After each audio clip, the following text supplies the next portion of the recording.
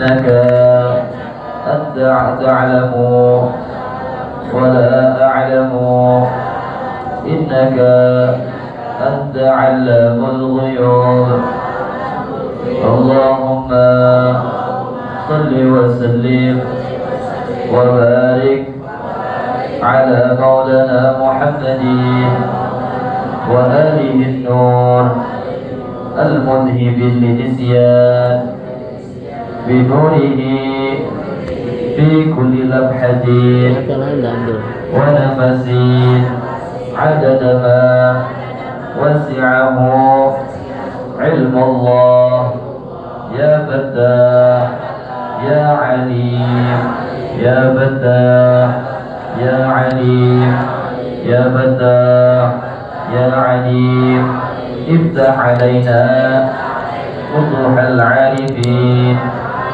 صلى الله على مولانا محمد وعلى آله وصحبه وسلم نويت التعلم والتعليم وتذكرا والتذكيرا والنفع والانتفاع والإفادة والاستفادة والحث على تمسك بكتاب الله وسنة رسوله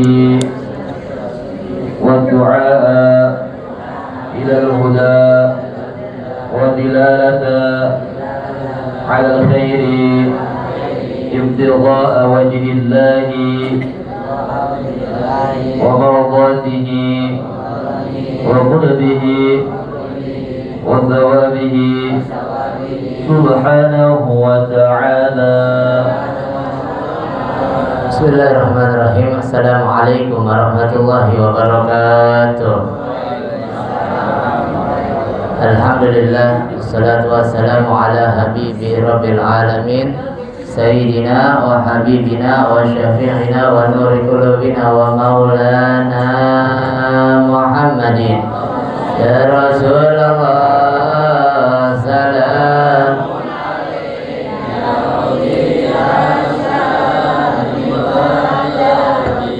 ya Rasulullah, salamun alaik ya Rabbi. Ya Rasulullah, salamun alaik ya Rabbi. Allahumma salli wa sallim ala Sayyidina Muhammadin al-Fatih lima ughliq al-khatim lima sabaq nasirul haqqi bil haqqi wal hadi ila siratikal mustaqim wa ala alihi wa sahbihi haqqa qadrihi wa miqdarihi al-azim. Allahumma akhrijna min dhulumatil wahmi wa akrimna bi nuril fahmi waftah alaina bi ma'rifatil ilmi وحسن أخلاقنا بالحلم وسهل لنا أبواب فضلك وانشر علينا من خزائن رحمتك يا أرحم الراحمين. سبحانك لا علم لنا إلا ما علمتنا إنك أنت العليم الحكيم. رب اشرح لي صدري ويسر لي أمري واحلل عقدة من لساني يفقهوا قولي بجاه النبي وصحبه وآله أما بعد. Alhamdulillah, yang sama kita muliakan, kita hormati sahibul bait, pimpinan Yayasan Al-Khairiyah Bapak Haji Abdullah, Ustazah Haji Azizah beserta keluarga seluruhnya. Kita doakan panjang umur, sehat afiat, dijauhkan dari segala musibah, dari segala penyakit zahiran wa batinan. Amin. Amin ya rabbal alamin. Segenap hadirin hadirat jamaah ngaji Sabtu subuh Maw'id Quran yang dimuliakan oleh Allah Subhanahu wa taala. Yang mohon maaf tidak dapat saya sebutkan namanya satu persatu. Mudah-mudahan duduk hadirnya kita di majelis ini menjadi sebab turunnya rahmat Allah Subhanahu wa taala. Amin. Amin ya rabbal alamin. Alhamdulillah, kita bersyukur pada Allah Subhanahu wa taala pagi hari ini kita masih diberikan nikmat sehat, afiat, panjang umur, taufik hidayah, sehingga dengan taufik hidayahnya kita dapat istiqamah duduk hadir di majelis ini semoga sholat subuh kita, kemudian zikir, khatam Quran kita, doa wahbah yang kita hadiahkan menjadi sebab almarhumin yang kita kirimkan hadiahnya kepada mereka bermeser-meser di dalam kuburnya menerima kiriman pahala-pahala yang tinggi dari Allah Subhanahu wa taala. Amin. Amin ya rabbal alamin. Salawat serta salam kita haturkan kepada junjungan kita Nabi besar Muhammad sallallahu alaihi wasallam yang telah menuntun kita umatnya minal dhulumati ilan nur, minal akhlaqil fasidah ilal akhlaqil karimah. Hadirin hadirat yang dimuliakan oleh Allah Subhanahu wa taala, kita baca sardan aja sebagaimana kita informasikan minggu lalu. Hadisnya kita tabarukan daripada hadis Nabi sallallahu alaihi wasallam. Habis itu kita lanjut dengan menyinggung sedikit terkait dengan udhiyah. Kita sampai kepada hadis yang ke-55 an Sayyidina Safwan, dari Sayyidina Safwan ibn Asal. Qala, beliau menyampaikan, karena Nabi sallallahu alaihi wasallam dulu, Nabi sallallahu alaihi wasallam masih terkait bab mashul khuffain, mengusap daripada khuffain, kaos kaki yang terbuat dari kulit, begitu kita nama indah. Ya'muruna idza kunna safaran. Nabi perintahkan kita kalau ketika kita dalam keadaan bepergian, annanzi'a khifafana salasata ayyami wa layalihinna wa layaliyahunna. Nabi perintahkan kami ketika dalam keadaan bepergian make khuffainnya itu dipakai selama 3 hari 3 malam. Masa berlaku make khuffainnya 3 hari 3 malam ketika dalam keadaan bepergian. Illa min janabati, kecuali dia mengalami janabah sebab keluarnya air sperma, berhubungan dan lain-lainnya, maka batal penggunaan khuffainnya itu menjadi batal. Maka ketika berwudu harus dibasuh kaki-kakinya semua. Walakin min ghaidin wa baulin wa naumin. Terus ketika itu batal wudunya disebabkan oleh ghaid, buang hajat besar, baul, hajat kecil, wa naum, tidur, maka tetap dia boleh menggunakan daripada khuffain tersebut, tidak menjadikan khufnya itu batal. Kemudian hadis selanjutnya an Sayyidina Ali, dari Sayyidina Ali radhiyallahu taala anhu qala ja'ala nabiyyu salasata ayyaman. Maknanya sama, Nabi SAW menjadikan 3 hari 3 malam menggunakan khuffain ini lil musafir, bagi para musafir, wa yauman wa lailatan lil muqim. Kalau dia tidak dalam keadaan bepergian di rumah, tak kemana-mana, maka pakai khuffainnya itu 1 hari 1 malam. Wallahu a'lam bishawab. Kemudian tadi kita di ujung daripada tahlil kita baca laqad ja'akum rasulun min anfusikum. Sedikit laqad ja'a ini kita punya guru-guru tuh ajarin. Laqad ja'a ini salah satu hisnun hasinun, penjagaan diri kita dari hal-hal yang membahayakan. Kata guru-guru kita itu, orang kalau baca itu sehari aja dia baca 1 kali. Dia baca 1 kali aja, maka insya Allah dia akan dicabut nyawanya di hari tersebut. Kalau aku sampai akhir begitu. Seandainya emang takdirnya dia, kata itu ulama katakan, seandainya dia takdirnya emang udah wafat di hari itu, maka akan dilupakan oleh Allah, disibukkan untuk tidak membaca daripada laqad ja'akum rasulun min anfusikum. Boleh kita amalin di sholat atau dalam 1 hari kita baca 1 kali begitu. Hadirin hadirat yang dimuliakan oleh Allah Subhanahu wa taala, kita lanjutin. Kemarin kita sampai kepada penyembelihan waktunya tuh. Waktu penyembelihannya kita udah sebutin. Wa yuqra'u dhabhul lailan illa lihajah.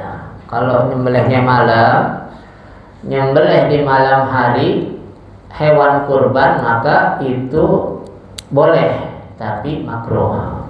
kecuali ada hajat tertentu yang mengharuskan dia itu sembelih hewan kurbannya di malam hari, maka tidak makruh, boleh dan tidak makruh. Kalau ada hajatnya, barangkali ada hewan kurbannya harus dipotong besok, malam ini, atau besok udah malam ke berapa terakhirnya?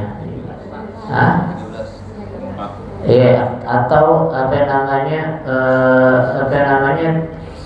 tukang potongnya bisanya malam doang, misalnya, karena siangnya udah banyak jobnya, potong di mana-mana, gitu. Misalnya dia nggak kebagian tukang potong nih musola atau masjid, sehingga dia mau nggak mau malam dah, begitu. Biar kelihatan soalnya, nyembelih hewannya biar kelihatan, bagi-bagi dagingnya biar kelihatan. Bayangin, siang-siang aja. Kita nyembelih siang-siang aja, paha banyak berterbangan, kan begitu? Ini enggak? Ini kan dibawa sama orang kan seakan-akan kayak terbang tuh, dibawa, taruh sini, dibawa begitu. Jadi makruh sembelihnya di malam hari. Kemudian yang dianjurkan dan disunnahkan dengan sangat kuat, karena ini adalah sunnah menyembelih hewan kurban, ini sunnah yang sangat kuat, sunnah muakkadah yang sangat-sangat kuat, mendekati wajib kalau boleh kita katakan begitu. Sebab hadis Nabi SAW bilang, man lahu sa'atan wa lam yudahi fala yaqrabanna musallana. Siapa orang yang punya keluasan rezeki terus dia nggak berkorban, maka jangan dekat-dekat musola saya. Begitu kata Nabi SAW. Nah, batasannya kemampuan itu bagaimana? Ulama bilang ini yang dituntut kesunahan menyembelih kurban itu adalah pertama orang muslim pertama. Kalau ada orang Kristen gimana dia mau ikut korban? Ambil, jangan ditolak. Nah, kalau ada orang Kristen ngasih apa-apa, ambil, jangan ditolak. Sebab pemberiannya gak ada yang haram, kecuali dia ngasih, maaf ini, ngasih daging babi, baru itu haram, babinya yang haram. Begitu. Kalau dia ngasih uang, ngasih kambing, hewan, apapun, terima, gak apa-apa pemberian dia. Sebab Nabi pun menerima pemberian dari raja-raja yang belum Islam. Bahkan bahkan para sahabat sebagian besarnya banyak bekerja kepada orang-orang yang bukan Islam. Jadi jangan anti banget sama orang Kristen, sama orang-orang di luar Islam. Begitu.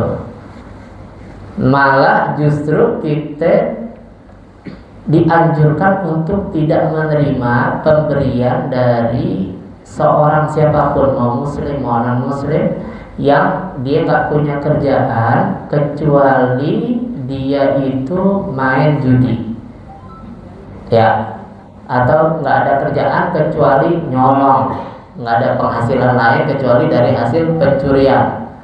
Itu jangan terima gitu. Sebab hampir 100% uang yang dia berikan kepada kita dari hasil pencurian. Kecuali dia punya dua kerjaan.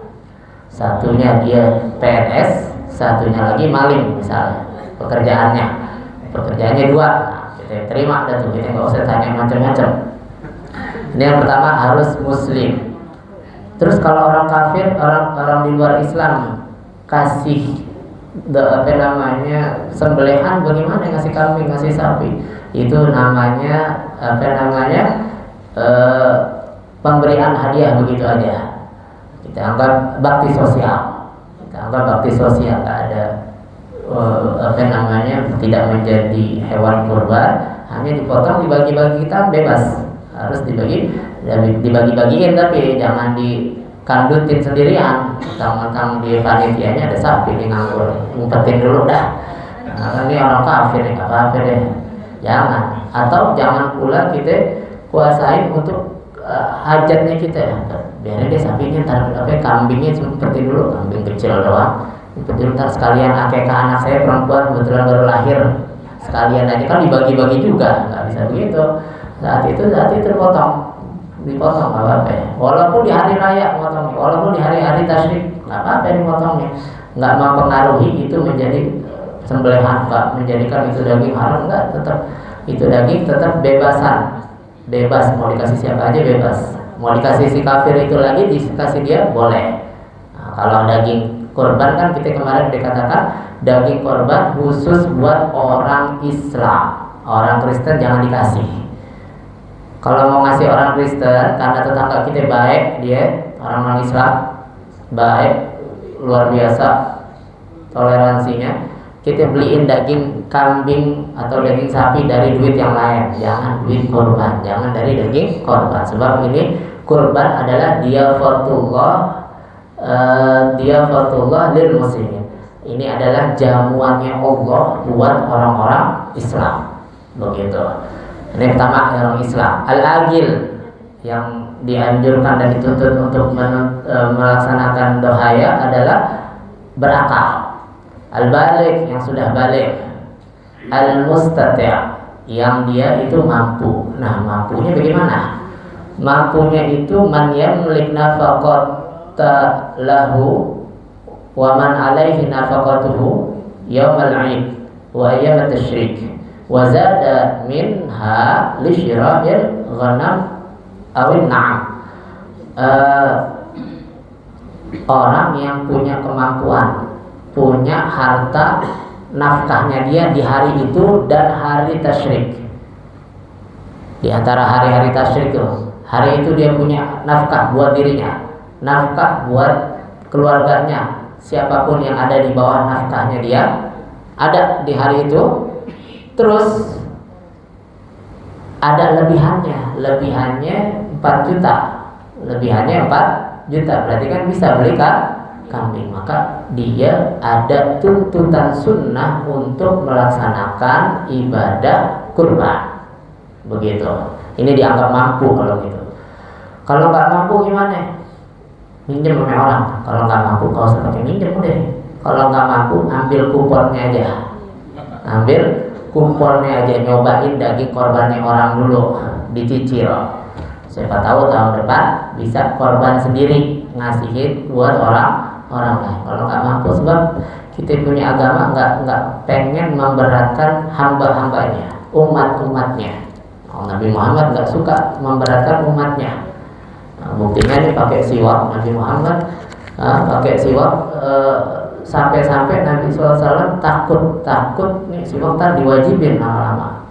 Takut khawatir sholatnya pakai siwak diwajibin. Sholat tarawih Nabi Muhammad jarang-jarang keluar ke masjidnya. Takut sholat tarawih diwajibin, nah kita nggak mampu yang sunnah aja kita kadang-kadang berat, apalagi sholat tarawih diwajibin, begitu tambah berat lagi kita. Nah ini, jadi tuntutan sunnahnya begitu, mampu.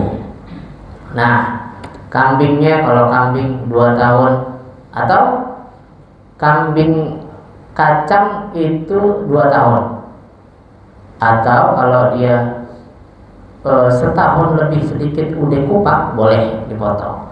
Kalau kambing gibah setahun 6 bulan lebih udah kupak boleh disembelih. Boleh. Itu tinggal amanahnya tukang kambing dah. Kebetulan belah kiri sana ada tukang kambing tuh. Kemarin udah disebut-sebut juga tuh sama Abi Ahmad. Tahu aja Abi Ahmad ada tukang kambing. Kalau mau beli kambing boleh tuh. Tukang kambingnya udah tersedia. Terus lagi ada amalan yang penting-penting juga di hari-hari raya, di hari-hari 1 sampai 10 Dzulhijjah. Ini hari-hari 1 sampai 10 Dzulhijjah ini di Al-Qur'an dibilang wal fajri wa layalin 'ashr. Wa layalin 'ashr ini adalah 1 sampai 10 Dzulhijjah. Ini hari-hari paling afdal amal. Terus itu 10 hari jadi ngetren banget di Al-Quran, ngetren banget di kalangan Islam. Kenapa? Sebab di situ kumpul segala aneka ragam amal ibadah yang nggak ada kecuali di 10 hari itu. Kalau puasa di Ramadan ada, di situ ada sholat, sedekah, kurban nggak ada tempat lain. Terus di situ juga ada namanya haji. Ada haji, ada wukuf di Arafah, nggak ada di hari-hari lain. Makanya semua segala macam amal kumpulnya di 10 hari pertama bulan Dzulhijjah. Kita yang nggak haji ada amalan-amalan yang sedikit kita persingkat la ilaha illa anta subhan la ilaha illallah wahdahu la syarika lah lahul mulku wa lahul hamdu yuhyi wa yumiitu wa huwa ala kulli syai'in qadir 1000 kali. Qul huwallahu ahad 1000 kali. Tuh, terus terlepas dari puasa sunnah. Sunnahnya dari awal sampai tanggal 9 tuh sunnahnya. Tanggal 8-nya niat tarwiyah, tanggal 9-nya niat Arafah. Dibarengin sama hari Kamis, sunnah Kamis boleh. Dibarengin sama satu kewajiban qada Ramadan boleh. Satu qada Ramadan bareng sama hari Senin, puasa Senin. Bareng sama 10 hari pertama bulan Dzulhijjah sunnahnya. Belum 3 niat itu dapat pahalanya. Begitu. Jadi dapat pahalanya banyak sesuai niatnya. Nah, kita dulu waktu tinggal di Madinah di rumahnya Habib Zain bin Ibrahim Muslimid, kita kalau puasa dari awal sampai tanggal 9 Dzulhijjah itu dikasih duit 500 real sama Habib Zain. 500 real kurang lebih 2 juta ada sekarang. Kalau 4.000 satu realnya kurang lebih 2 juta kita dikasih itu hadiah daripada puasa yang kita lakukan. Memang begitu ulama-ulama kita, guru-guru kita, alhamdulillah guru-guru kita, makanya kita dididik sama guru-guru kita untuk tidak celamitan. Kalau orang Betawi nggak celamitan namanya orang. Begitu guru-guru kita, harusnya kita yang bayar dia kan begitu. Ini enggak, kita tinggal di situ, dikasih makan, dikasih minum, dikasih tempat tinggal, nggak punya kitab dibelikan, nggak punya baju dibeliin, terus masih dikasih hadiah-hadiah yang model semacam itu. Kita punya guru begitu semuanya. Makanya mereka mencontohkan dan mendidik kita model jangan sampai seorang guru itu celamitan.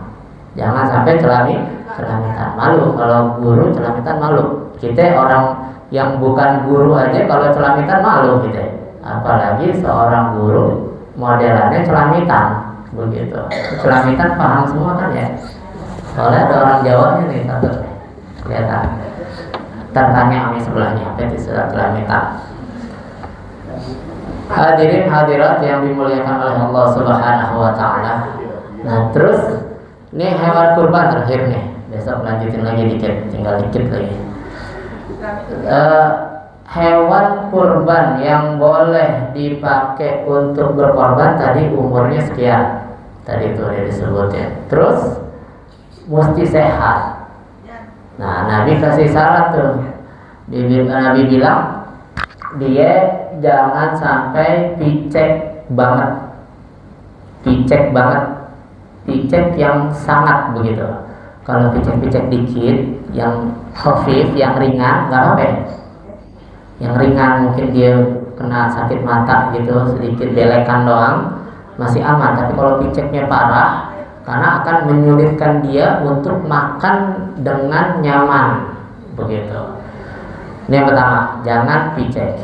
Yang kedua, jangan punya sakit yang jelas penyakitnya, atau sampai kurus. Sampai saking kurusnya itu tulang sumsumnya nggak ada, jadi cuma kulit sama tulang. Begitu. Kalau kelihatan kurus masih boleh. Kadang-kadang kita beli karena kita belinya yang nggak mahal, sehingga kambingnya kelihatan kurus. Apa ya kalau itu? Kurusnya kurus banget begitu. Kurusnya kurus keterlaluan. Sampai banget tuh. Terus jangan juga pincang yang parah. Kalau pincang dikit aja karena turun dari mobil, mungkin kebanting sapinya atau kebonya, nggak apa-apa. Pincangnya parah banget baru sampai parah begitu. Terus lagi punya dia itu sakit yang nggak nafsu makan, sampai berdiri aja susah. Saking lemesnya, kurang gizi segala macam, berdiri aja susah. Poinnya dari itu semuanya, setiap kekurangan pada kambing yang bisa menjadikan kambing itu nggak nafsu makan dan mengurangi daripada pertumbuhan dagingnya, maka itu kambing nggak boleh dipakai buat kurban. Kurang lebih begitu biar simpelnya. Setiap penyakit kekurangan aib yang ada di kambing, sekiranya itu dapat mengurangi pertumbuhan dagingnya dia, maka itu kambing berarti cacat, nggak bisa dipakai buat kurban. Kurang lebih begitu kira-kira. Wallahu a'lam bishawab. Sampai di sini, kalau ada yang mau tanya silahkan. Kalau bisa kita jawab, kita jawab. Ada yang mau nanya? Udah pinter. Boleh, Pak Haji. Waalaikumsalam warahmatullahi wabarakatuh. Boleh. Siap.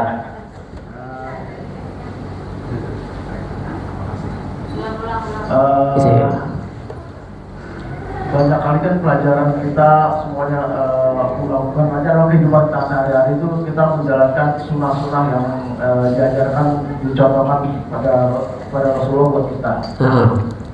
Saking kita cintanya pada Rasulullah, makanya mungkin sunnah-sunnah itu kita jalankan untuk diri kita menjadi satu kewajiban. Padahal itu sunnah ya, tapi untuk diri kita jadi wajib buat kita. Misalnya yang banyak sekali contoh puasa yang disunahkan Rasulullah. Mungkin kita wajibin itu. Ya. Saya kalau nggak puasa ini merasa saya ini hanya karena ini kewajiban bagi kita. Tapi sebetulnya itu sunnah.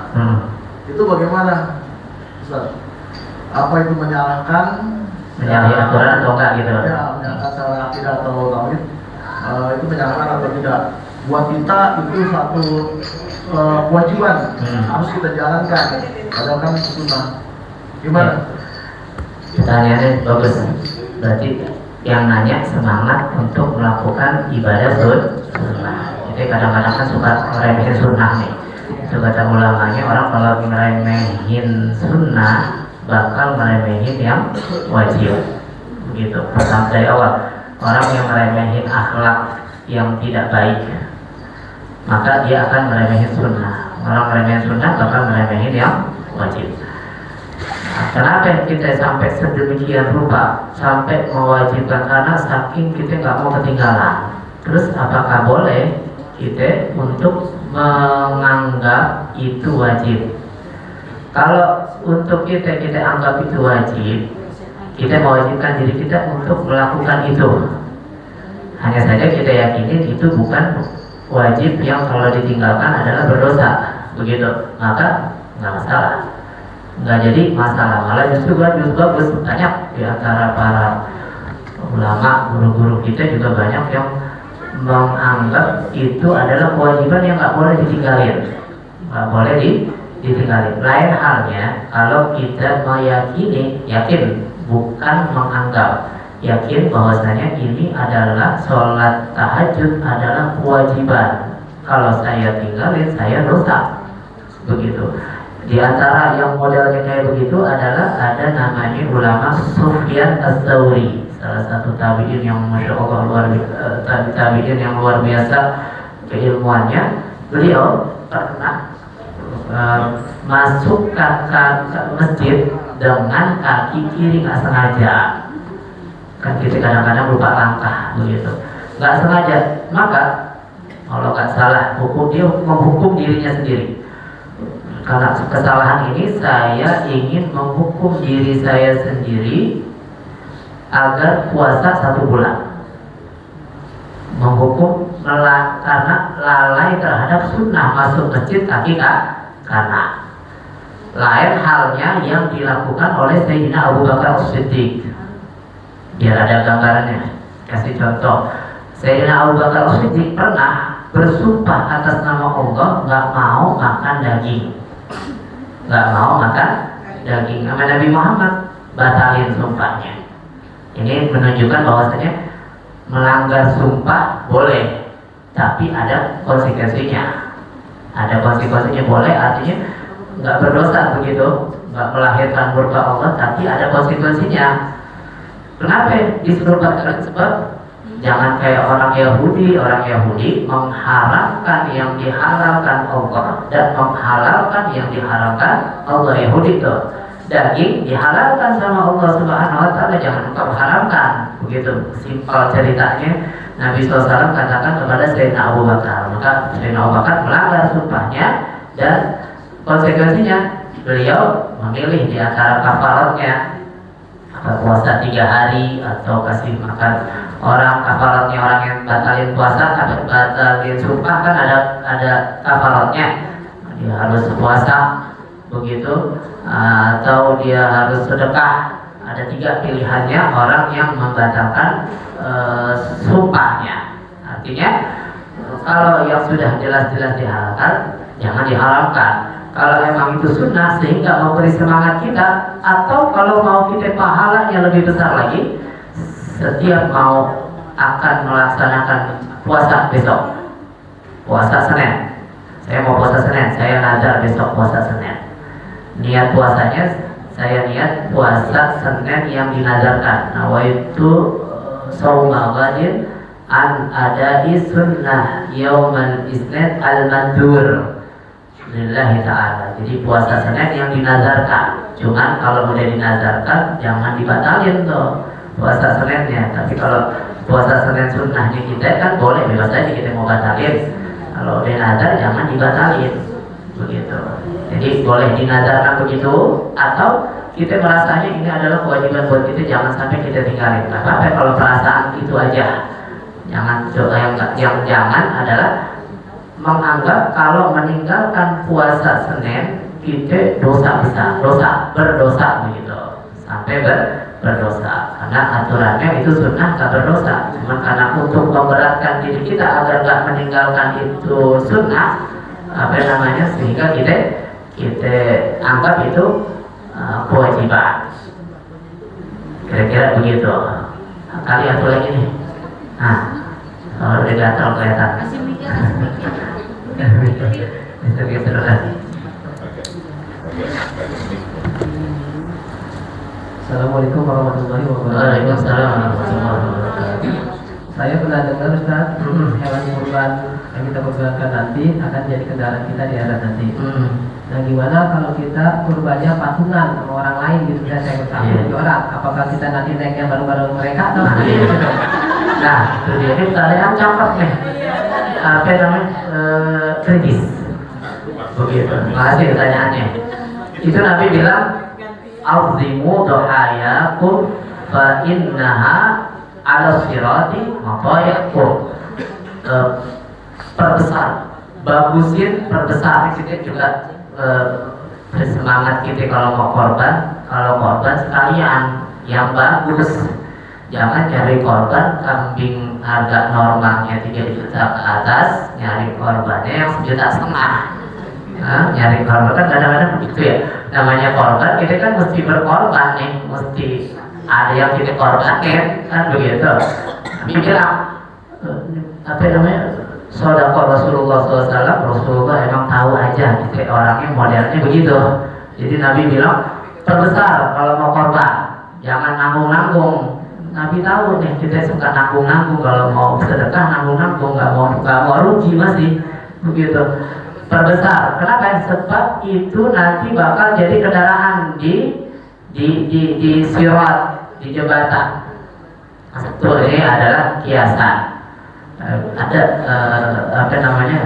ulama di Jawa Tengah tuh namanya Gus Baha. Dia bilang, kalau saya pribadi nyerah juga dia.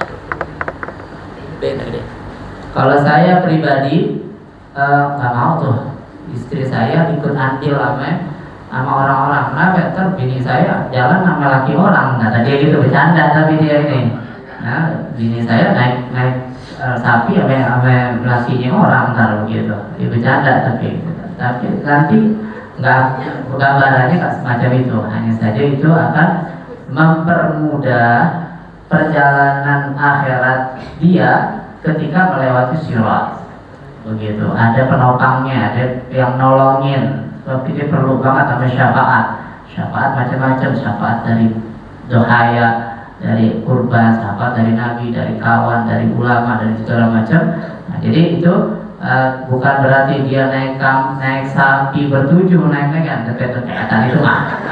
Nah, ngalah-ngalahin naik motor itu. Naik motor aja bertiga udah jengah banget kita lihatnya. Apalagi naik sapi bertujuh gitu. Nah, nyembelih sapi boleh sendirian, boleh 7 orang begitu. Sedikit walaupun niatnya macam-macam. Niatnya macam-macam. Misalnya kambing, misalnya dia niatnya macam-macam tuh. Ada yang akikah, mungkin ada yang niatnya kurban, ada yang niatnya lain, walaupun niatnya macam-macam. Begitu. Nah, terus kalau kurban sama akikah boleh apa enggak? Digabungin niatnya. Ini balik lagi nih sama orang kita. Nggak mau rugi satu kambing biar manfaatnya, biar dapat pahala korban juga, biar dapat pahala akikah juga. Tuh anak udah akikah hitungannya.